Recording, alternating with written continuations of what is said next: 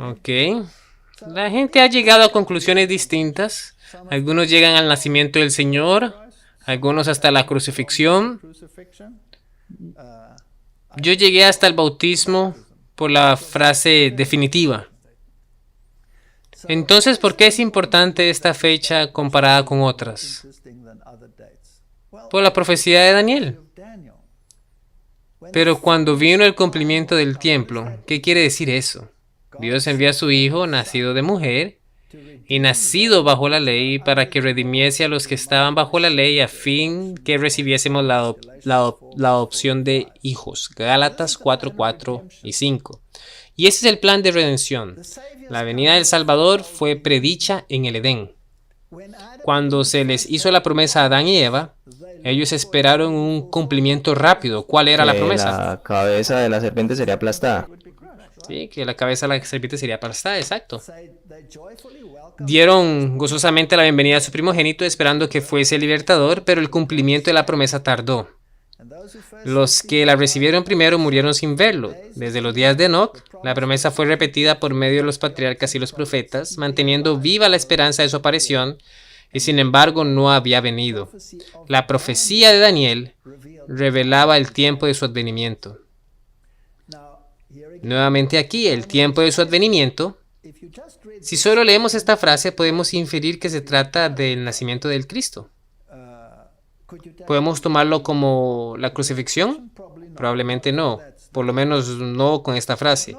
Pero no todos interpretaban correctamente el mensaje. Transcurrió un siglo tras siglo y las voces de los profetas cesaron.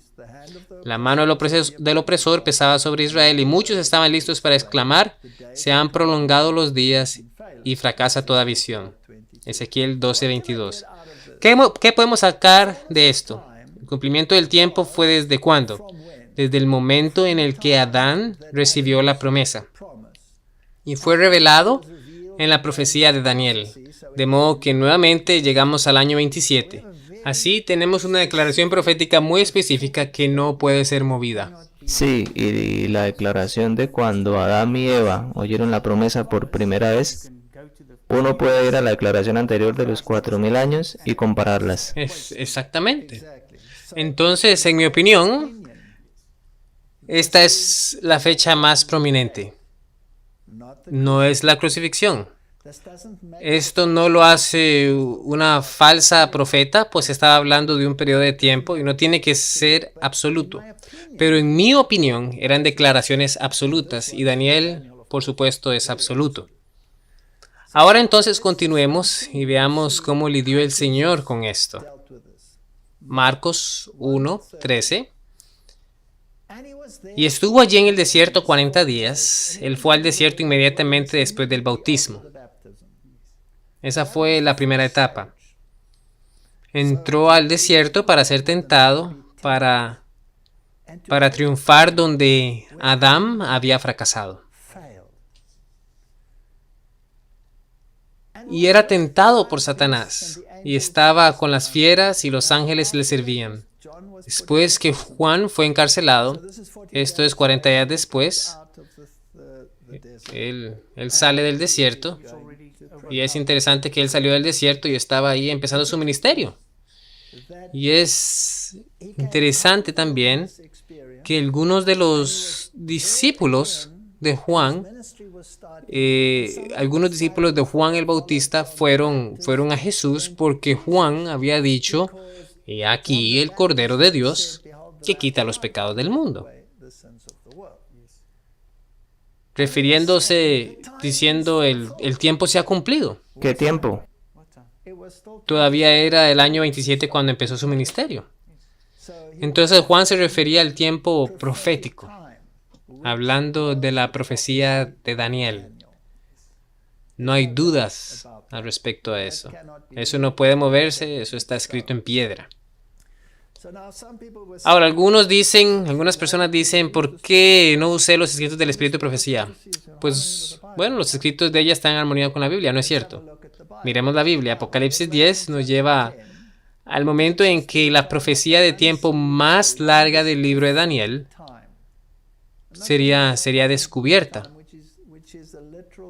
y los 2300 días, ¿no? Y no estoy hablando del tiempo de la semana cósmica, que es un periodo de tiempo literal, después de los cuales no habrá más tiempo profético para predecir exactamente cuándo sucederán eventos profetizados.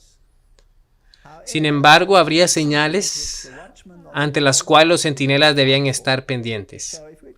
Si vamos a Apocalipsis capítulo 10, donde se está descubriendo estas profecías, y dice: juro por el que vive por los siglos de los siglos, que creó el cielo y las cosas que están en él, y la tierra y las cosas que están en ella, y el mar y las cosas que están en él. Es interesante que ese es el sello de Dios. También lo encontramos en el corazón del cuarto mandamiento, ¿cierto? Que el tiempo no sería más. Si tomáramos eso literalmente, significaría que el tiempo se detuvo cuando se abrió ese librito. Pero eso no es lo que significa, pues el tiempo continuó. El reloj sigue andando. Eso también significaría que el tiempo cósmico sigue andando, ¿no? Entonces, lo que significa es que ya no hay más tiempo profético, pero debemos estar pendientes de las señales. Mateo 24:32, de la higuera aprended la parábola: cuando ya su rama está tierna y brotan las hojas, sabéis que el verano está cerca. Entonces, nuestro trabajo es mirar las señales proféticas, lo cual fue la primera mitad de la charla. Debemos decir: estamos cerca. No hay que tratar de mandar la segunda venida a dentro de 100 años o 200 o 1000 años, ni decir que no va a venir mientras vivo. En mi caso no sería mucho tiempo, ya que me estoy envejeciendo. Pero ese es el meollo del asunto. No va a haber más tiempo profético y no va a haber más tiempo definido después de eso. No quiere decir que el reloj se detenga. El año que viene será el 2021, nos guste o no. El reloj seguirá andando, pero no habrá más tiempo profético. Bueno, decimos que no habrá más tiempo profético, pero cuando hablas acerca de las profecías que todavía no se han cumplido, no están determinadas en el tiempo.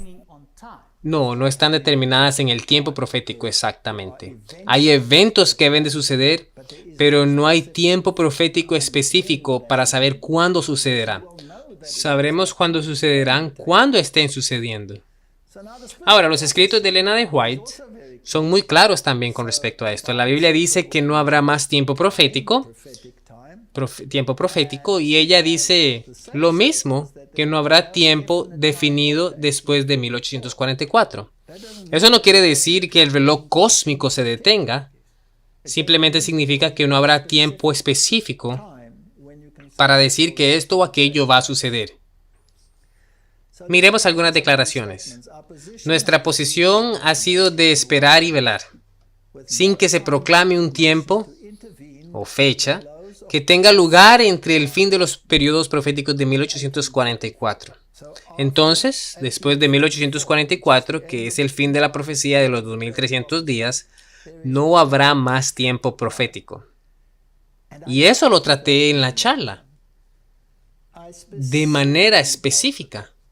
Dije que no habría más tiempo profético. Hay gente que está usando el tiempo profético, intentando hacerlo encajar en el periodo de tiempo en el que vivimos. Eso no es acorde a las Escrituras. Claramente hablamos de eso en la charla. Pero eso no afecta el tiempo cósmico.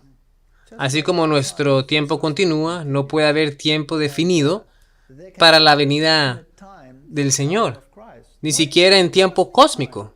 Incluso si el tiempo cósmico nos dice que el año entrante es 2021, nos guste o no. Que el tiempo termine en el 2027 no quiere decir que el Señor venga en el 2027. Exacto, significa que, exactamente, significa que de acuerdo a un cálculo, en ese año será que se acaban los 6000 años. Pero no quiere decir que el Señor Jesús regrese entonces. Eso lo dejé bastante claro. Pero la gente tiende a entender mal, por lo que debemos ser muy cuidadosos. Miremoslo con más cuidado, de hecho.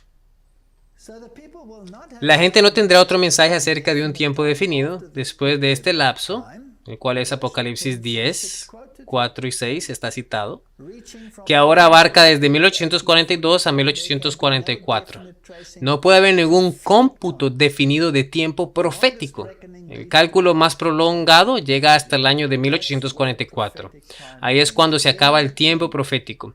Cualquier intento de manipular esas profecías o de tomar periodos de tiempo de esas profecías y convertirlos en tiempo real no está en armonía con las escrituras.